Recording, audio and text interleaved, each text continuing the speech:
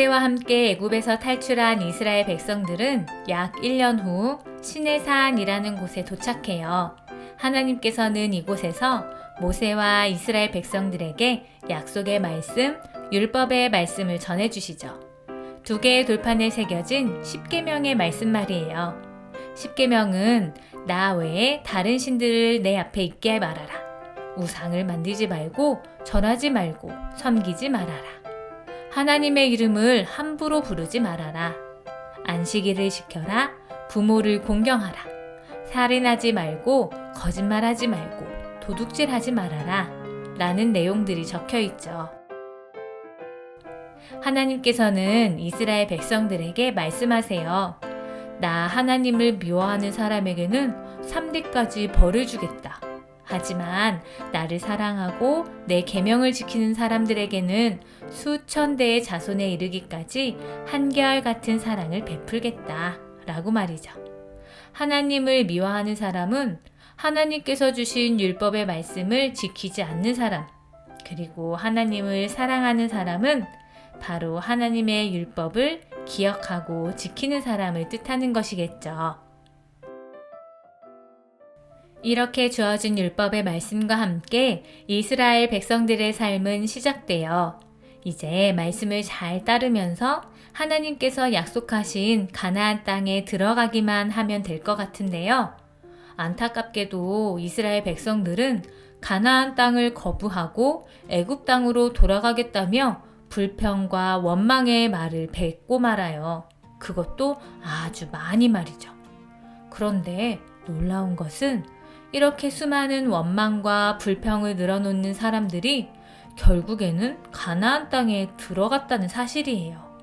이 사람들은 어떻게 하나님의 명령을 따라 살 수 있었던 걸까요?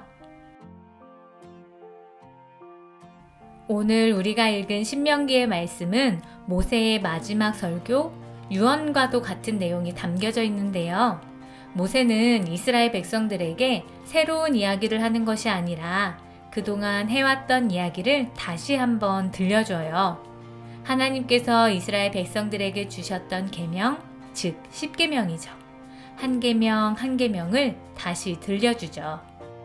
우리가 읽은 성경에는 2번 기록되어 있지만 모세는 반복해서 수도 없이 십계명의 말씀을 이스라엘 백성들에게 전했을 거예요. 하나님과 맺은 약속은 과거에 있던 우리와 상관없는 조상들과의 언약이 아니라 지금 우리와 세운 언약이라면서 말이에요. 그렇게 이스라엘 백성들은 십계명과 율법과 같은 하나님의 말씀을 반복해서 들으면서 말씀을 기억하게 되고 결국 그 말씀을 따라서 살아가게 된 것이죠. 그리고 그렇게 가나안 땅에 들어갈 수 있었던 거예요. 여러분, 우리가 매주일 예배를 드리면서 하나님의 말씀을 듣는 이유가 또 새로운 한 해를 시작할 때마다 성경을 한 번씩 읽어보자고 말하는 이유가 다 여기에 있어요. 우리도 이스라엘 백성들처럼 불평과 원망을 늘어놓으면서 순종하기를 싫어하는 사람들이거든요. 하지만 말씀을 듣고 또 다시 들으면서 하나님의 뜻을 알아간다면 이 말씀이 과거의 이스라엘 백성들뿐만 아니라 오늘날의 우리와도 맺어진 하나님의 약속이라는 걸 깨닫게 될 거예요. 새롭게 시작된 올 한 해도 하나님의 약속의 말씀들을 듣고 또 들어서 그 말씀을 통해 하나님께서 우리에게 주시는 은혜와 사랑이 우리 삶에 가득했으면 좋겠네요.